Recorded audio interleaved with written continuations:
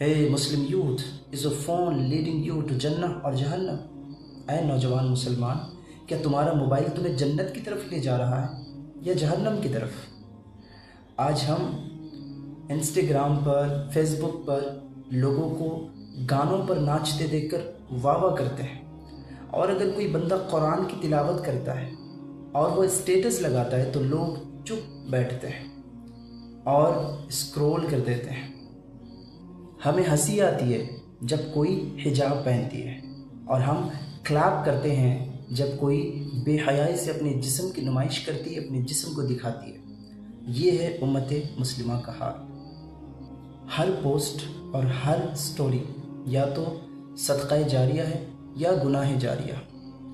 یاد رکھو، تمہاری ہر پوسٹ یا تو تمہارے لیے جنت کا ذریعہ بن رہی ہے یا جہنم کی آگ کا۔